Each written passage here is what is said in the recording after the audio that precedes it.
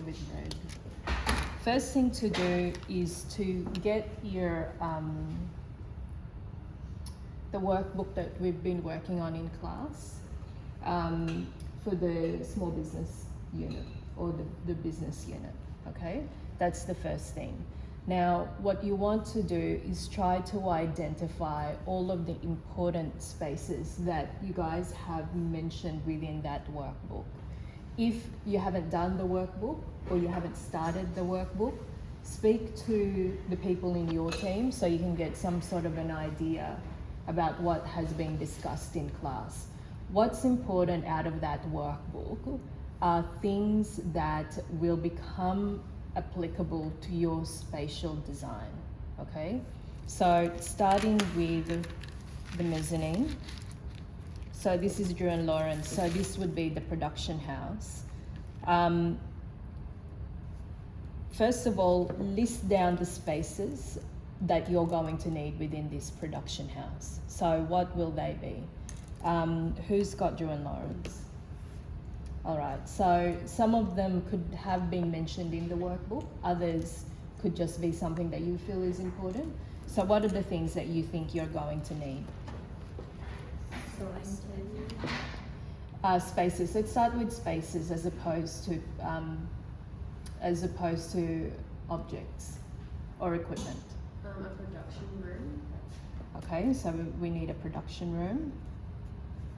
Like a retail showroom. Production room. Within that, then we'll start to look at sewing machines.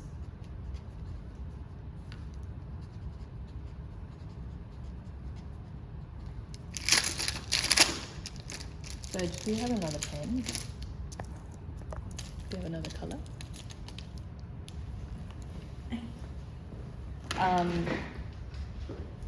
So we've got retail space.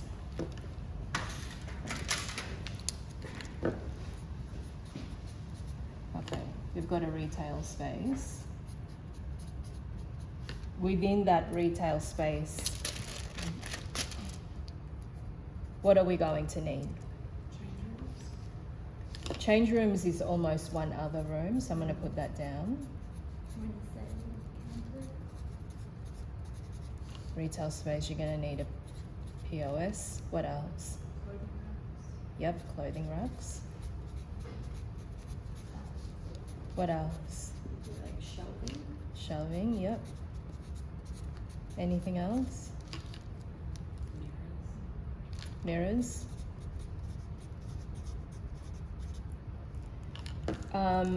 Storage will do us another space. I have a feeling we're going to need a small storage space for the retail. Again, you can keep adding to this, but let's just start with the basic. You're going to need a storage room as well as just a smaller storage space. And maybe consider the waiting room as well. Like while you're shopping, some people would like to just sit around.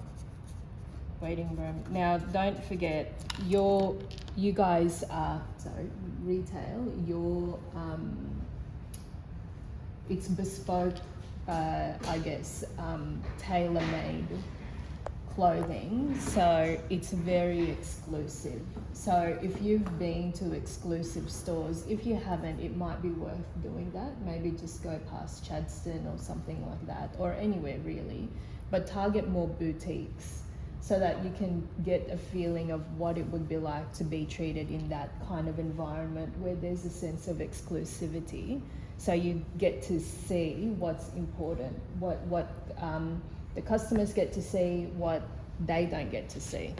And I'm going to add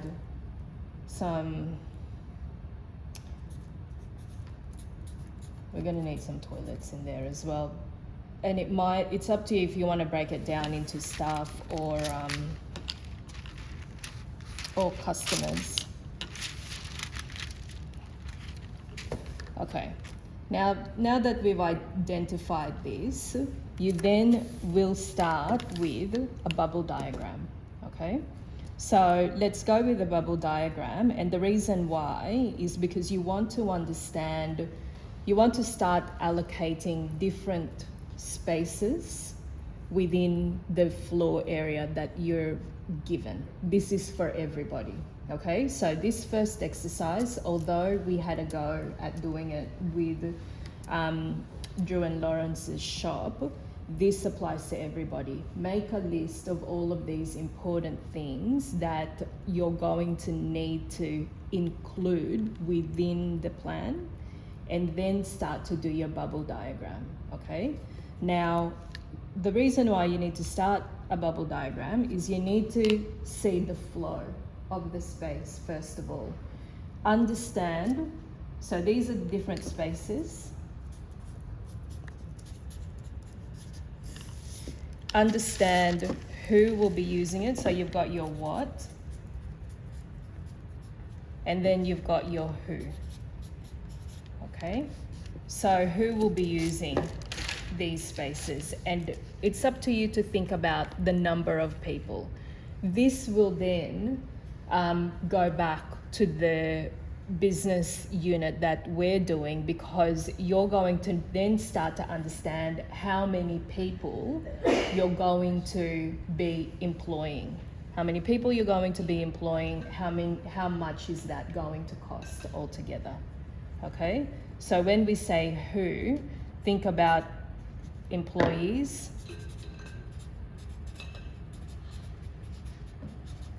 and think about customers as well. How many people do you think you can fit at the same time, right? If it's going to be, in this instance, this retail, it's going to be really exclusive. Realistically, for the retail people, how many people can you cater for? That's the same with the cafe. With the cafe, it's up to you how many people who's doing cafe? Okay. So it's up to you to think about the number of patrons, the number of employees that you're going to have. Who's the other one? The TAFE. Who's doing TAFE here? Okay. Think about how many students you're going to have. You can see how many students we've got here. You guys as students, you need to base your experience being a student. What would you like to see in a classroom? Okay. Of course, keeping in mind that you're not doing interior design, you're doing a different course. Just in addition, friends, Kev, in the ratio of for retail, you got to think of the business point of view. Normally for retail, they start opening at 10 o'clock and then close according to shopping center, union site. First one come in will be 10:30, 1:45. You won't have another staff members coming in normally until 11 or 12. And the print time is the lunch time, and then you go for breaks. So it will be ideal to have minimum two workers. One will be serving, another one will be in POS. For your training facilities ratio, if you're looking at a group, it is very hard for a teacher to teach in a space more than 10. If you're thinking about like 1 to 10, the ratio is quite hard already. So that is the ratio that you can put in your mind. If you've got 2 rooms, and that means you will need to have 2 instructors. Otherwise, the instructor will be very hard to actually go into this and go into that. So those are the parameters, and also are the proportion you can think of how many staff members towards how many patrons, or if you want to look at audiences. And for cafe, it's the same. If someone's actually doing behind the bar and you need someone to serve, unless otherwise that is self-service, they will be making it really hard for the workers who work there. Okay, so you're going to have to do this. So list the spaces, list the number of people who's going to be using the space, employees as well as patrons, clients, customers, whatever, and then start the bubble diagram. The bubble diagram, please don't waste time just by doing circles. You need to understand what it is that you're doing. You need to be very considered about anything that you put on paper. So, for example, this here, and this is for everybody. Do you guys know where north is?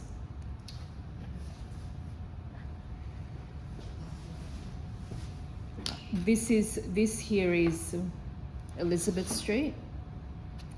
This here is Latrobe. Top right is north. Yep. Well done. So that's going up that way. All right.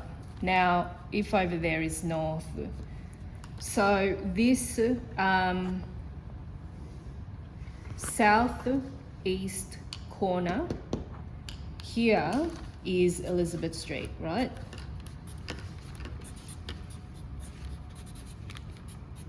Is that correct? Mm-hmm. All right. Now here is Latrobe Street. Now all of this is actually a lot more, it's important regardless whether you're retail, whether you're designing for commercial or residential. It's very important. However, in this instance, the main reason why it's even more important for commercial is because you need to understand how people are going to come into the building. That's the main thing. If you're a resident, you can come in however you want, it's your house. But if you are the general public, where is a more attractive entrance? You're not gonna come in from the back. The back, the access is through that dodgy laneway. No one's gonna want to do that, right? Unless this is like a speakeasy bar or something like that, and that's the allure that you want for this. Now, that could be something that you guys want to explore if you are Anton's designer. Now, if you are Drew and Lawrence, and also with the TAFE, you want a prominent entrance. Is that correct? I would assume that's what you would want. So you'd want to come in from this lift here, which means that your point of entry should be there. Now, if your point of entry is here, that then limits, or it starts to dictate how you're going to arrange these spaces, okay? So think about it like that. Now, it looks like if this is your main entrance, this here would have to be either your waiting space or your retail space. Let's say that I'm going to call it, I'm going to cut it in half. Here, I'm going to call it waiting. This side, maybe this side here, I'm going to call retail. And then maybe, now I've got these, don't forget you've got these windows, right? Maybe your change room will happen around here. And then maybe your production house is there. Now, that might be overly ambitious, such a teeny tiny production house and a lot of your floor space is in the retail. Maybe that's not ideal. So this is just one. Now you're gonna have a go at it again. Again, same thing, you know where your point of entry is, so let's focus on that. So again, maybe let's say that your waiting area is literally just this part here. Your retail is this part. Maybe your change room is there. So retail, waiting area, change room, and then the rest of this is potentially your production house or your production space. Yep. With the access, can you not just walk in off the street and then the elevators are on the ground floor and you can go up from there? Yeah. Yeah, so would it matter where the entrance is? Does that make sense? So could I put the main entrance on the other side or the other elevator? No, because the elevator Yeah. actually stops you. So if you come around, maybe you can see. So there's a wall here, right? So really, you're kind of in this corner. So the lift opens this way. You can't walk around. That lift. Okay, so what I was saying before is that this is Elizabeth Street. Yeah. This here is, do you guys know what that laneway is called? Bichot or something. So this is, I think it's that, It's a dodgy laneway. So, I, through the main doors down the bottom and then the lifts are at the back of the building? So no, we don't own that building downstairs. Right, okay. We don't own the floor downstairs. Okay. So what it's allowing us to do is it's going to give us access only to the lift. Yeah, so It's not going to give us access on that ground level. We don't know who owns that. yeah. At this stage, it's owned by, I believe, a bank. I'm thinking it's ANZ. Okay, yeah, so we're talking as if we're coming straight off the street. Yes, absolutely. So you're coming from ground level, you're coming from this street here, from Elizabeth Street, and you're only accessing the lift. You've only got lift access. Now, if you're an employee, fine if you access through here. That's not a problem. So you could have two entrances, but what we're talking about is a point of entrance from a customer's point of view. Okay? That's for everybody. Actually, no, just decide if you were doing, if you're designing for Anton, maybe you don't want to do it that way. Maybe you do want to enter from the back. Again, you just have to kind of understand. Maybe you can play around with it. Maybe you can have one concept, one option where it's you're entering from the back, how feasible that is, versus entering from Elizabeth Street, how feasible that is. Now, if that is, if that's what's going to drive your design, if that's what's driving your concept, then it starts to dictate a few bits and pieces, okay? So I'll get Drew and Lawrence's group to stay here.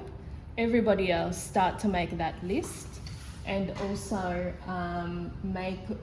start to have a go at your bubble diagram, okay? And then I'll call you guys up group by group, and then we'll go from there.